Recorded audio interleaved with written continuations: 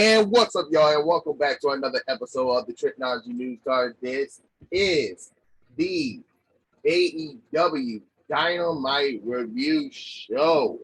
And with me, as always, my partner in crime, my co-host, Leland Benford. What's up, bro? What is good, everybody? I'm excited to talk about more AEW content. As you guys didn't know, this is championship week. So going into Dynamite, we had two title matches for this week, and then going into Rampage with the big world title match, and then of course Battle of the Belts 2 with 3 championships on the line for that show. But let's get into Dynamite first and see what happened there, and then we got a lot to talk about, especially during the ending of Dynamite. But we'll talk about that soon. And then so let's get into the first match of the night, and that is CM Punk versus Penta. As you know, this was a strong back and forth opener, and even though there was a spot that CM Punk had a mishap on, but as you know, not everyone can have a good outing at times. But at least the match was still a banger. It still went through. Everyone can have a mishap when they try to go for a move. As you guys already know, wrestlers, they practice everything, and not everything can go right at times. But it still went through. So in the final moments, Punk called for the GPS, but Penta blocked it and went for the fear factor. Punk escaped, but was hit with a Uranagi, allowing the two men to trade cradles. Penta landed the thrust kick, but Punk caught the springboard and hit the GPS for the win. So with this win for Punk, do you see him finally chasing the AEW World Title? Whoever wins out of Hangman Page, Adam Cole for Double or Nothing. I think first off, to go back to the CM Punk and Penta match, really good match. I like them in the ring together. It's a mixture of styles, but they both really hit really hard.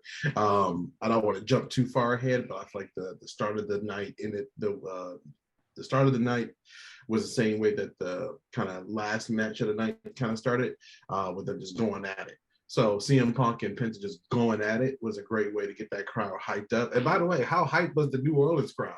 That crowd was like hot. They were definitely down for everything that was going on in that ring. And this match was just told a good story. Everyone was really behind it. So CM Punk looked good in that match. Now, what were you talking about with Paige in Cole? Yeah, whoever wins their Texas Death match on Rampage tonight, probably going to face Punk at Double or Nothing. That's the way I see it going. Gotcha. And I know Punk is kind of going for the belt too. Like he's starting to, want that itch. But definitely, I think Punk is going to be the next one in line for the belt. Now, Adam Cole versus CM Punk is great. Adam Page versus CM Punk, not as great because it's two baby faces, So if we do want that baby face and heel matchup, then all signs are leading to Adam Cole taking the belt. But I don't see Adam Cole taking the belt on a, Rampage. You know what I mean? So that I just don't see happening anytime soon. Or on a Dynamite. I don't see them dropping the belt on like their TV shows, but definitely on a pay-per-view. So I don't see, anytime I see them doing like one of these things, he's not going to win. So I think Adam Page is going to hold on to the belt even longer. And, maybe CM Punk goes heel or maybe Page goes heel for a nice babyface and heel rivalry, depending on who wins. I think, let me see, November, December, January, February, March, April. Yeah, I think Hangman Page is in his 6th month as champion since winning it at Full Gear. And like every person who has the world title, they held it for at least a year, so close to like 10 months, 11 months. So I think um maybe Paige may hold on to it till maybe Double or Nothing, or till maybe All Out to give a take. Give a take. Yeah, so I think definitely it might have to be that year. But I'm enjoying all the stuff that him and Cole is doing. Like, how can you not, but I don't see Cole winning that belt right now.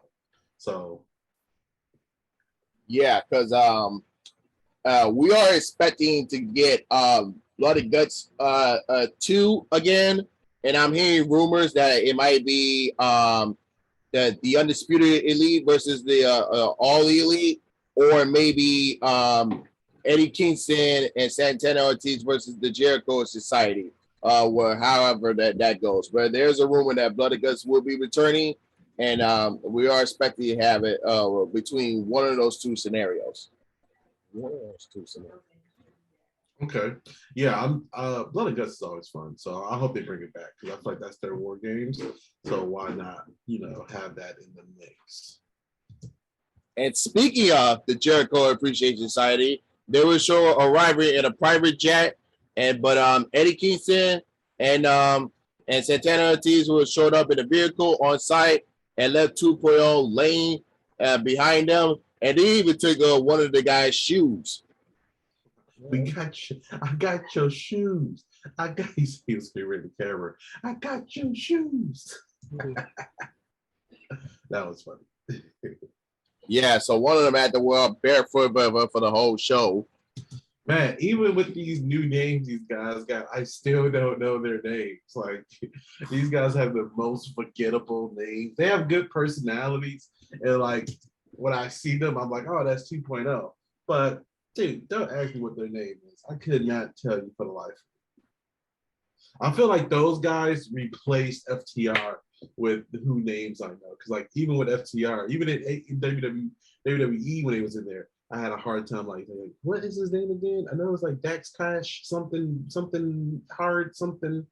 But now it's the 2.0 guys. I have no idea what their name is. Oh my God. And speaking of tag teams, we had the AEW World Championship match with Jungle Boy Luchasaurus versus the Red Dragon, Kyle O'Reilly and Bobby Fish.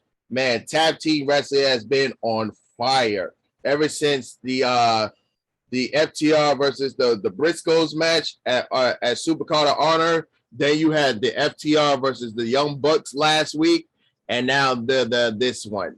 So this was really good with the Howl crowd, possibly believing thought it was going to be a title change. At the moment, I even thought it was going to be a title change, but we'll get to that in a second. But in the final moments of the match, O'Reilly laid a strike combination on Luchasaurus, leading to a parade of big moves. Luchasaurus hit the tail whip on Fish. Then Jungle Boy hit the Treasure Express for the win. And then after the match, O'Reilly tapped the champs with a chair. FTR came out, held their belts up, exchanged look with both Red Dragons and the AEW World Champions. So, a couple things to talk about here after this. So, did you expect a title change, or do you see and still? I was not expecting a title change for this one. I knew Jungle Express was gonna walk away with the victory. Red Dragon is just one of those teams that you can put in there, and they're a threat. So the possibility is there because in any moment they can like turn the tide of a match and do an upset. You know what I mean? So like that's the best part about that team is that man, they have it in them to make it happen. But I kind of felt that this was going to be a nice title match, but knew Jurassic Express was going to hold it because again, it's not pay-per-view. It's not, even though it's Champions Week, and I think even like the the last Champions Week, I think it was like just one. I think it was like the TNT title that kind of got changed over, but everything else kind of stayed the same. So I don't see the women's belt moving anytime soon. I don't see the tag team belts moving anytime soon until a pay-per-view comes, and I don't see the AEW Championship moving anytime soon. Or the TNT Championship. The only thing I see moving around right now is the Ring of Honor belts. Yeah, we'll get to those in a second, but for sure. Yeah, going back to the tag team situation, I can definitely see FTR versus the Red Dragon, possibly for the ROH or the AAA World Title belts, because they can do the FTR versus Jungle Boy Luchasaurus. But the thing is, if FTR wins the AEW World Title, then they'll have a busy schedule on their hand trying to bounce back. They're going from AEW to ROH to AAA. I mean, that will be a tough road for them. So I would not put FTR with Jungle Boy Luchasaurus. I would say leave that for another tag team for them to chase. Like, for example, if the Lucha Bros get back together and refinish is clear, maybe they could do a story on between the Lucha Bros and the Jungle Boy and Luchasaurus going back to when Ray Phoenix got injured the last time they fought. Like, they could do a story feud on that, so that would definitely make sense, because a lot of the other tag teams, such as the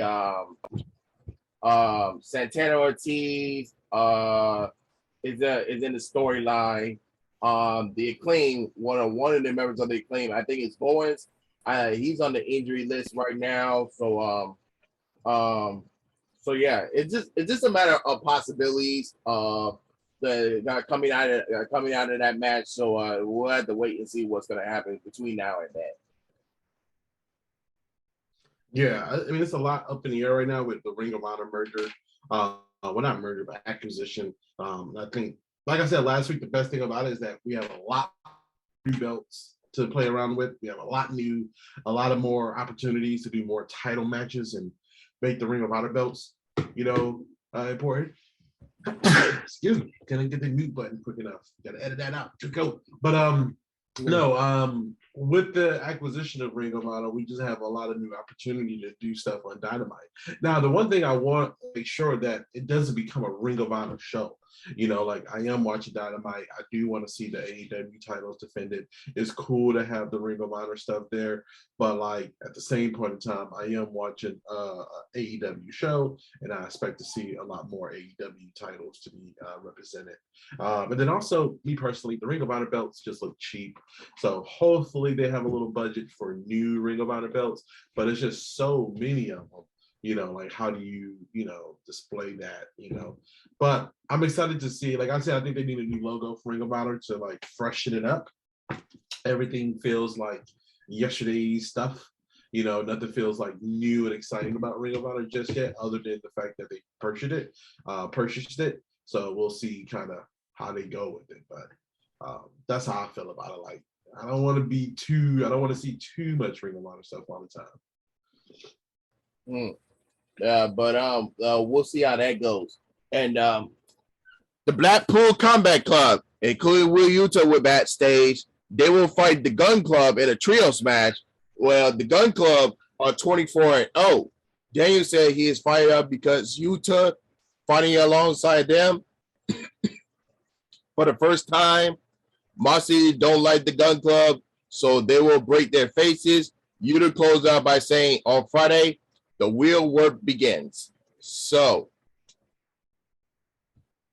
we've been saying this for the past episodes. When are the freaking trios championships gonna come?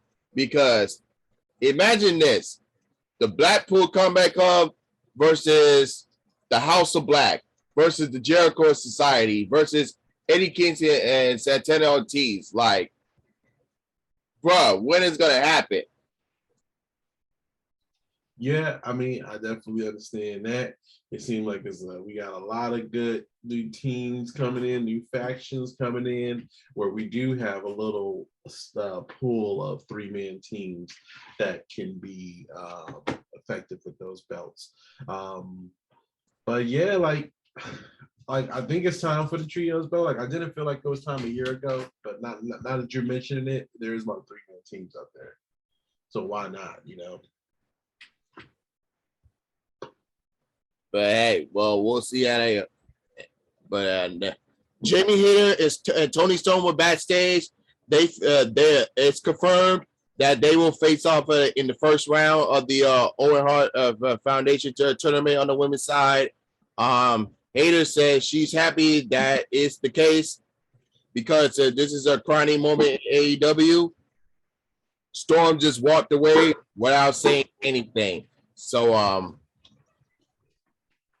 Yep, again, not impressed with Tony Storm on this one. I am getting this is new for me with Tony Storm. Not that impressed. Jamie Hayter was the one that I was more entertained by on this segment. Tony Storm still has not made a fan out of me on her AEW career thus far. And having her just walk away like that doesn't really do anything for me either. So I want Jamie to win. I'm on Jamie's side because she's the one that's really impressing me more in these promos than what's her name? So than Tony. Yeah, but a certain familiar face that's aligned with Jamie Hayter is probably going to be in the tournament soon, but we'll get to that and in a second. But Captain Sean Dean versus MJF was next. So MJF played with Sean Dean about unzipping his jacket, but it was just a rude, and everybody was like, "Oh, this man is trying to troll Sean Dean with the whole jacket thing." Like that was nothing. But the cameras cut backstage, showing the security was laid out, and MJ was concerned, trying to look in the crowd, see if Wardlow was going to come out or anything. But as soon as they went to the outside and MJF was taunting the crowd, Wardlow appeared behind, disguised as one of the security guards, stands behind with an AEW staff shirt and the mask on. He chased MJF onto the ramp, and Spears hit him with the chair, which Wardlow barely felt it, and ran Sean Spears in the steel steps. Security ran down to stop Wardlow. Wardlow ran through all until a crew of dozen finally restrained him. The official was counting MJF out, but the crew of security meant MJF couldn't get into the ring, and MJF got him out and implored Bruce Richard to not count to 10, saying, "I will trip. I don't know what TK is paying you, but I will triple your pay." But Rosenberg shortened it off and lead to Dean's count out victory. And then after the match, MJF got in Rosenberg's face and shoved him, but Spears broke it up. And then the cameras cut backstage again, where Wardlow was still beating up people, and he says he demanded MJF to release it from his contract because he will not stop until he does so. So this is a really fun segment for sure. Like show like the guys in the back beat up, and one of them missing his shirt, and it was like, "Where'd that guy's shirt go?" And they showed Wardlow, and it's like, "Oh, now we know where his shirt went." But really good. It was one moment where Wardlow was chasing MJF through the ring, and he slid in the ring and swam to the other side of the ring to get out to MJF. He almost had him, but again, the crowd of security came. But now we get Wardlow in a match against the Butcher. Once we get to that in a second, it feels like deja vu there, but we'll get to that in a second. But a Darby Allin video played, which he's challenged Andrade El Idolo to a coffin match. match. To a confident match. Yes, sir. I think it's gonna be a good one. I mean, Andrade beat him last time though, so he's like, let's put a nail in this. I'm like, you already got beat, Darby. What are you talking about? But having Andrade in a coffin match with Darby, I'm not gonna not watch it. I'm still gonna tune into it. But I thought this rivalry, like I said, I think this rivalry needs to be kind of over it. Andrade with Darby and Sting with AFHO and all this stuff. I'm ready for those guys to kind of mix it up with somebody else. Malachi Black addressed Fondre Del Sol. He wants Fuego to be afraid of the shadows. I thought I misheard him when he was saying Fuego del Sol. I'm like, is Malachi talking about Fuego? Why? Is there something on dark that I'm missing between these two? But no, I think Malachi Black should not be doing anything with Fuego del Sol. And if they put him in the House of Black, I still won't be terrified of that guy. He's very skinny. And I think the thing is, like when I was talking about like last week, I think AEW was starting to move out of their like just indie kind of little guy wrestlers. I think Tony still finds value in them, but I think he's starting to recognize that he has too many small guys being his programming that you do need some bigger guys. So, or if it is a small guy, it needs to be someone that's small and very dynamic, like Adam Cole, who is a small guy, but his presence make him feel like he's a big guy. I'm hoping that we see less of that on Dynamite. You can put those guys like more dark or Evolution. Actually, this rivalry always they start on Rampage because like if you guys didn't know, most storylines go on Dynamite and then some go into Rampage. So with Malachi Black and Fuego del Sol rivalry, that started on Rampage. So we got to wait and see what's going to happen if they're going to continue with this, how this going to move forward going into another Rampage. Gotcha. I think I missed Rampage last time. No, I watched Rampage last week. It didn't repeat. I don't remember this. I don't remember the start of the rivalry. Because the last time they was in a trios match at one time. Because I forgot who Fuego had partnered with him, but I know it was his team versus the House of Black on a Rampage. Gotcha. Well, I'll see where this is go, but I think the House of Black can be focused more on different talents than Fuego del Sol. But the Jericho Appreciation Society versus Eddie Kingston and Santana Ortiz. So in the final moments of that match, Garcia was all alone in the ring, and Kingston was tagged in, hitting the exploder suplex. Garcia avoided the spinning bat fist, and Jericho hit Kingston behind with Floyd the Bat as Garcia covered Kingston for the win.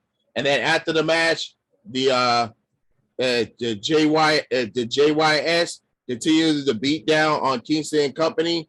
Jericho hit Santana with the Judas effect as they stood tall to end the segment. So, like I mentioned before, I think the only way to end this rivalry is with a blood and guts match.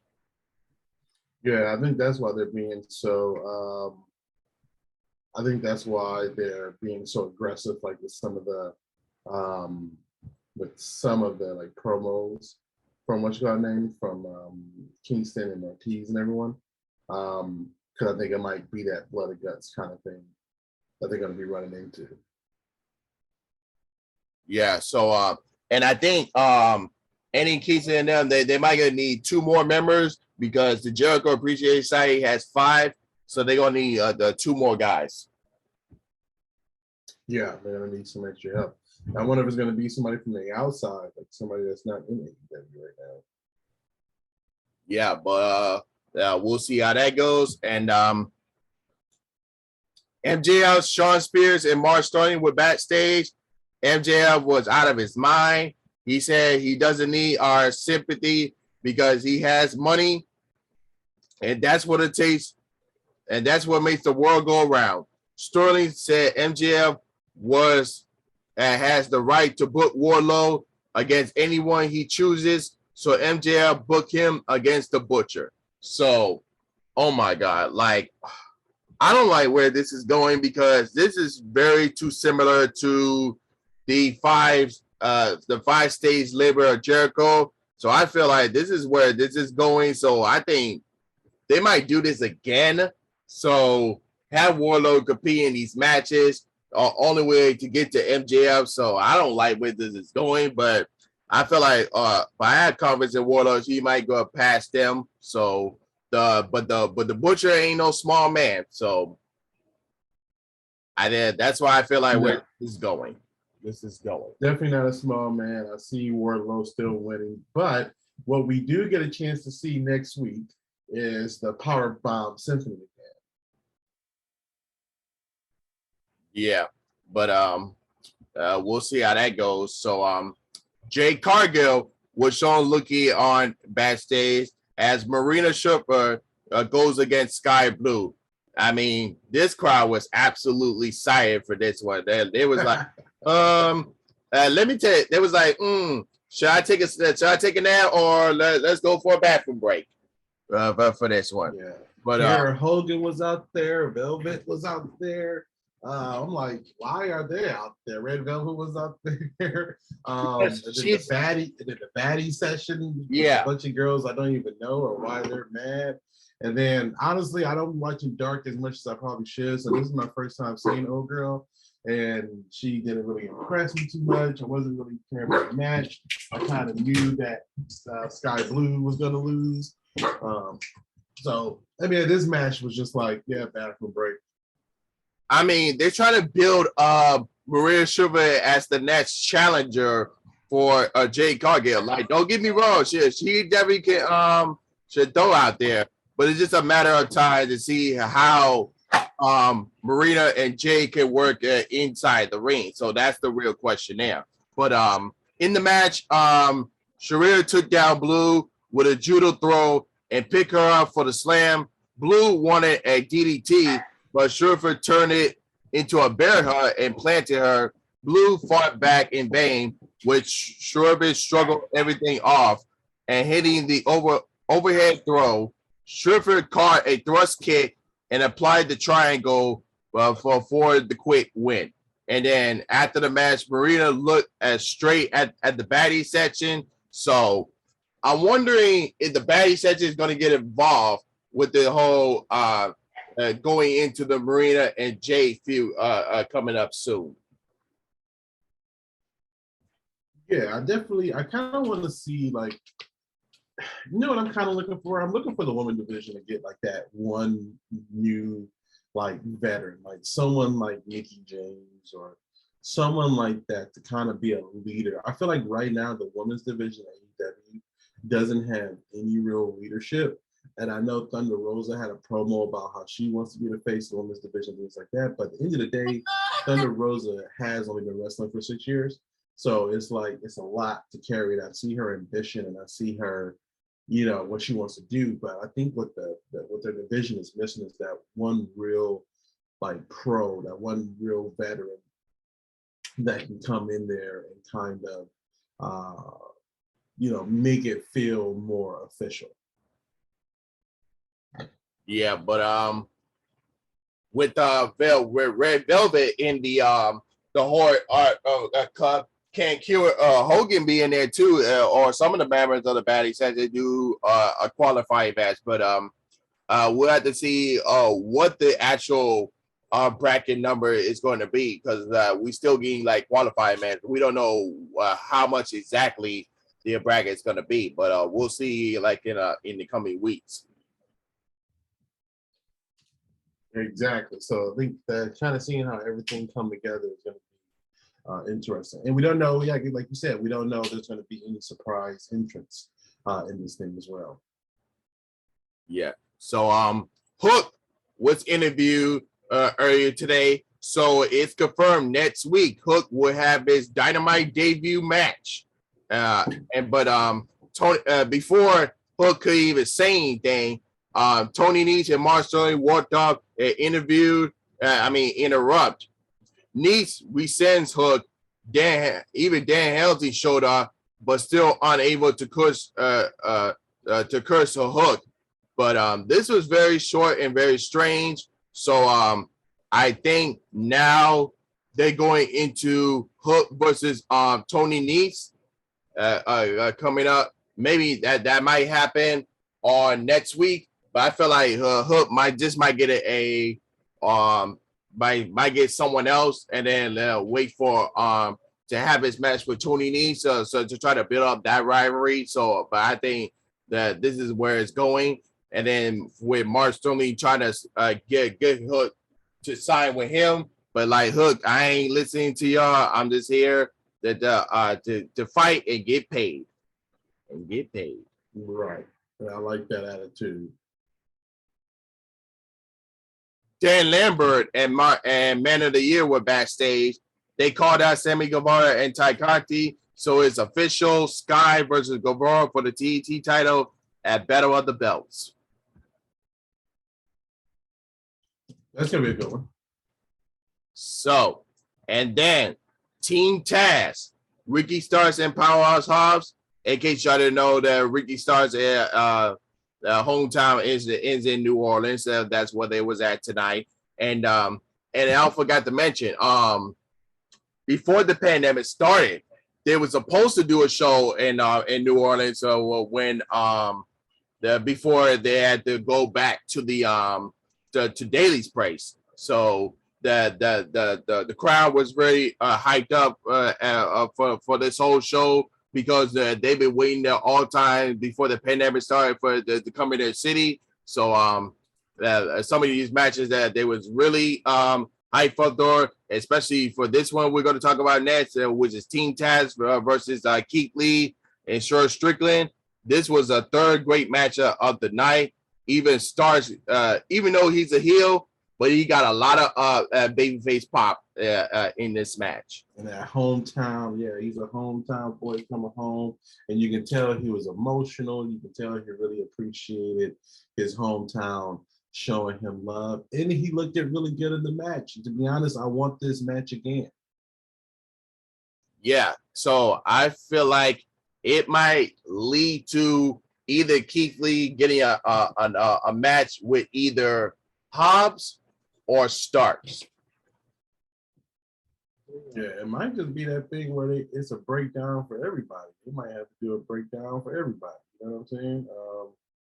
Like a one-on-one match for everybody, because it's a lot of heat right now for all people, in it. Because I want to see a Swerve versus Starks match, and I want to see a Hobbs versus Lee match. But it was one point in that match where Swerve was holding Starks' arms back on the post, and Keith Lee did that double chop to Starks' chest. Boy, I know that had to freaking hurt, because as soon as his hands got off, Starks' chest lit up red. But also, can we talk about Starks' epic moment where he was walking across those ropes and he was doing his little dance on top of the top rope that only Starks can do? And the camera angle they got for that was just that was like classic wrestling camera angle, and it felt like, man, this is why I like professional wrestling. But I thought that movie was really good.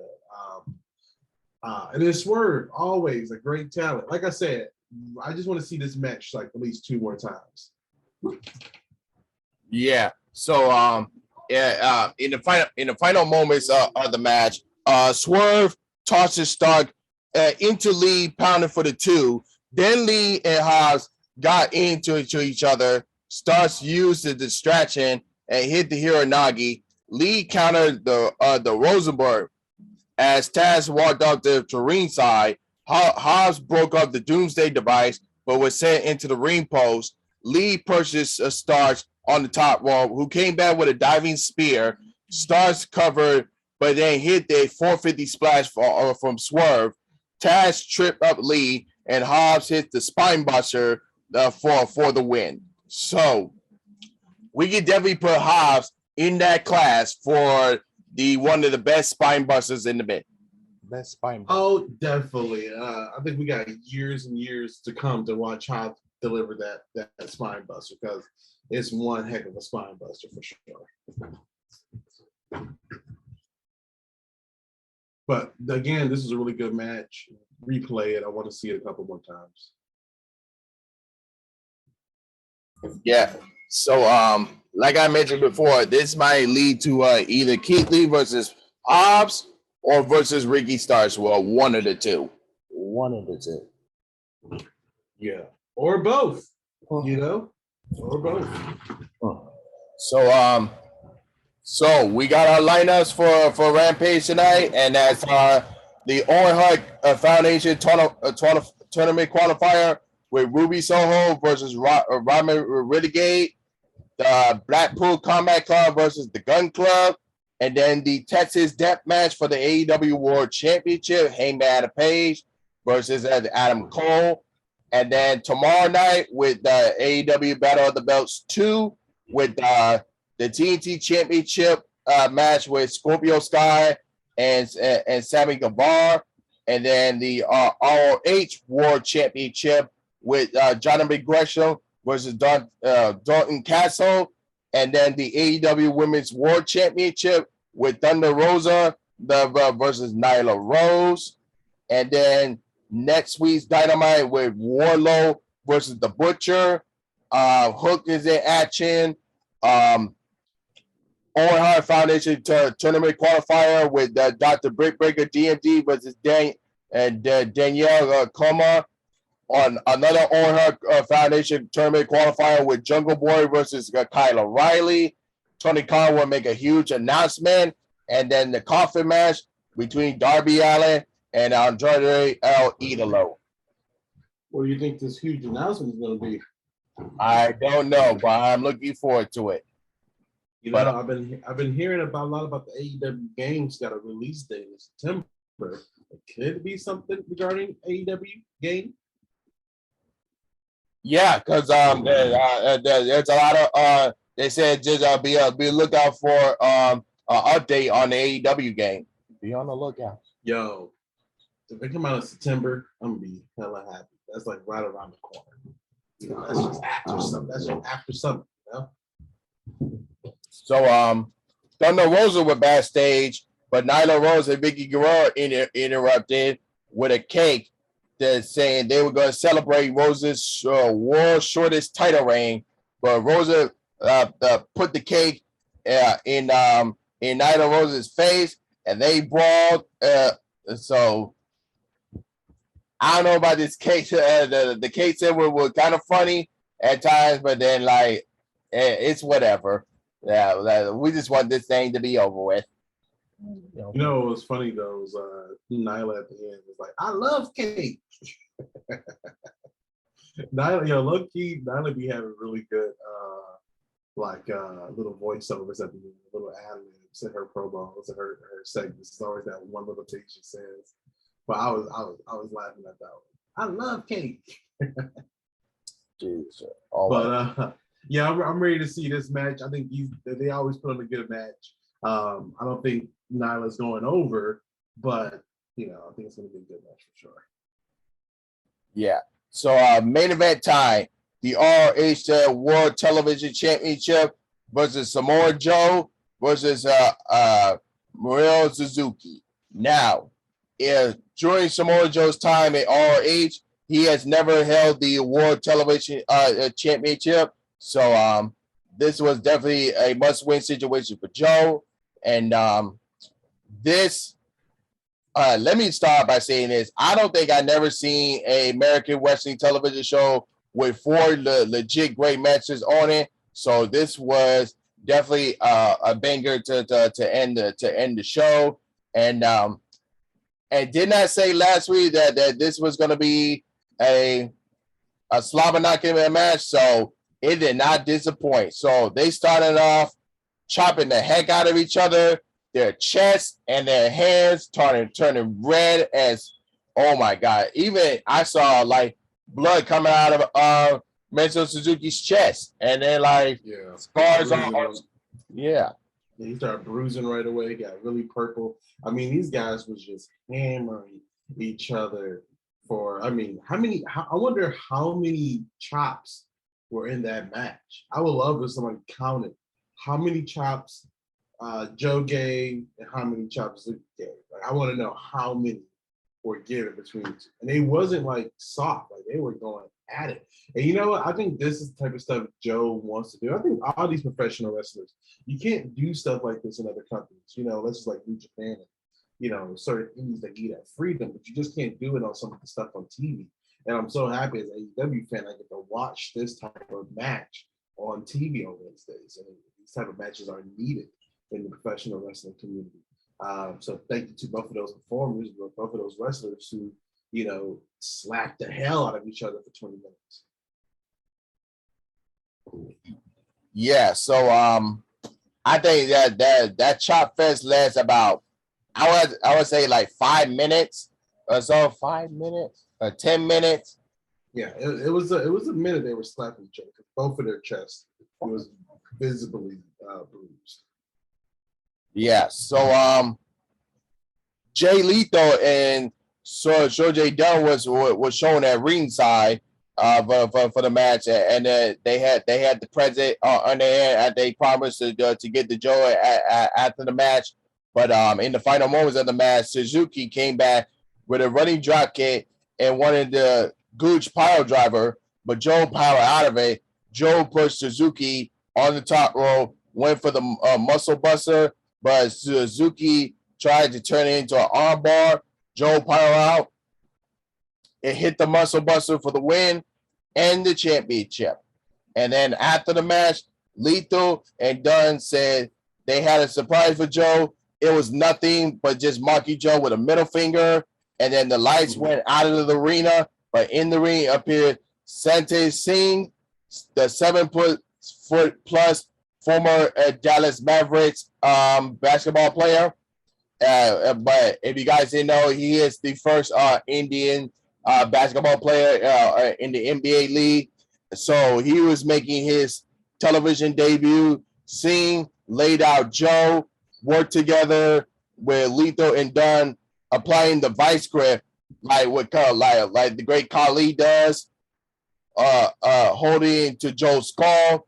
Lethal hit the lethal injection as it's like he posed the show as they went out the air with 3 past the top of the hour. So here's my thoughts on this. So the reason they brought in Singh right now is because of with the final deal going into the Warner Brothers Discovery. So as you know, they always when it comes to like the wrestling company, especially with WWE, they always do their business before creative.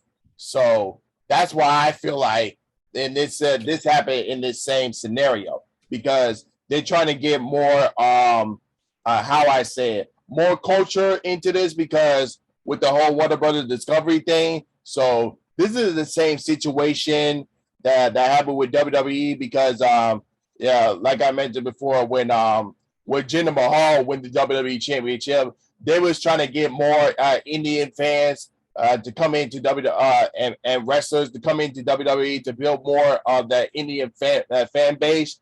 That's what that was for. So I felt like they did the same thing here. A lot of the people didn't like it when it made its debut. They thought it was going to be somebody else, but I kind of understand why they did this tonight. Was it a good move? Not really, but we'll see how this plays out. So I haven't seen this guy wrestle. I don't know what he's going to do, but as it appears right now, he is going to be the bodyguard for Jay Lethal. So I think he just stay that way for right now until we can see something progress, which maybe show like vignettes, like he's actually training like in the ring. So we'll see how that goes. So what are your thoughts on this? This is my thoughts on this. First off, this covers a lot of check boxes that TK needed to be checked. One of them being that TK didn't have a giant. Now he has a giant. The other checkbox is that Indian connection and having that access to Indian fans, and I know it's a big money pool. That also checks a box as well, right? With a guy that big, I don't necessarily need him to be trained and ready to go in that ring, because he's just so big. And if you look how professional wrestling has treated their giants in the past, they don't need to be the most active person. They just need to be this unstoppable kind of force. Now, of course, you don't want a Jinder Mahal, but you would rather have like an Andre the Giant, which is Andre the Giant was definitely big, but he was still very talented in the ring. But you have a giant, you put him out on TV. My only thing was I needed more time. I wish they would have teased him throughout the show. That like maybe they could have had vignettes of Jay Lethal trying to walk around, but like was looking up the whole time, like, you stay there, big man, we'll be right back, and then he coming out, so like give us a tease that some larger than life person was going to be on my TV later on that night, except for just popping him up there. So that was my big thing, because I was like, who the heck is this guy? Jesus, he's big. Why is he here? And then I had to listen to commentating to kind of fill in the rest of the pieces. But the dude is massive, no matter how you look at him. Like, his wingspan is ridiculous. His hands are huge. He's a massive dude. So it's always going to be that like draw for a giant. And now Tony has his giant. So it does check some boxes. But the way they kind of put him out there like that with the lights out, and usually with lights out, I kind of want like, when the lights go out like that, I kind of want more mysterious characters, and like, like something like Undertaker, or like something like Penta, or like House of Black, or Pac, or like those type of guys. I would rather reserve the lights out thing for those type of guys. I think if Joe was coming towards Jay Lethal and Jay Lethal was coming up the ramp, and then the big guy came out from behind the ramp to stop, Joe, then that could have been something as well. But I think the lights out thing is what kind of killed this segment for me, because I was expecting something totally different. They gave me no warning before he came up there. So I can see what they were going for, and it didn't land how they wanted it to land. And now they got to play, fix up or whatever to get us around this character. Because like a guy that big, you just can't just throw him in the ring like that. Like, you got to warm us up to something like that. He wasn't prepared. That we didn't know we were going to see a freaking giant among men that night. Yeah, and that's the thing with here's the thing with WWE, like they're especially with Omos. They think Omar was gonna be this big thing and everything until he his undefeated streak came to an end at the hands of Bobby Lashley at WrestleMania. And then same for the Great Khali. Like when he first debuted, he took out the Undertaker, and that was a great thing. But then after his rivalry with the Undertaker, it just went down straight to hill. And then for I don't know if you remember this guy, Giant Gonzalez. Like, he had a great debut at the Royal Rumble in 1993. Like, he manhandled the Undertaker in that Royal Rumble. But then it just led on to a worse WrestleMania match with, and we never saw him again. We don't need to see that again. So that's just my biggest fear. Well, when it comes to Giants. So, like I said before, keep this guy as the bodyguard for right now. Just give us vignette to show like, oh, he's training in the ring. He's trying to learn the basics and everything. As long as he know like the basics and all that other stuff. And if he does like really good, maybe he could be the Braun Strowman of AEW, because I don't see Braun Strowman coming into AEW with all the things he's been saying on social media. So yeah. So have this guy get his footing, have him train, all that other stuff. So so the fans can be more into him. But right now, they are not right now. And Tony Khan listens to the fans. If he sees something that's not working, so he'll cut that off. So yeah, I think that was my biggest thing with that last one, is just the way they just threw him out there like that, not really preparing us to see something like that. Not giving us enough time for our brain to kind of comprehend what we are seeing in front of us, which is really a damn giant among mere mortals. But I am happy that TK has a giant now, though. Like, that I feel like is a stable of good wrestling companies when you got that giant attraction. yeah, but we'll see how this goes. But that's our show for the day. So we're definitely looking forward to Rampage tonight, and then Battle of the Belts tomorrow night. Yes, sir. Looking forward to it. Big weekend for wrestling. So no complaints there. And before we wrap it up, should we share our latest updates on Empathy? Empathy is getting ready to go in production coming May 5th. We have posters getting ready to drop. We get our locations locked. Man, we are doing some big things with this movie. Can't wait for you guys to see it.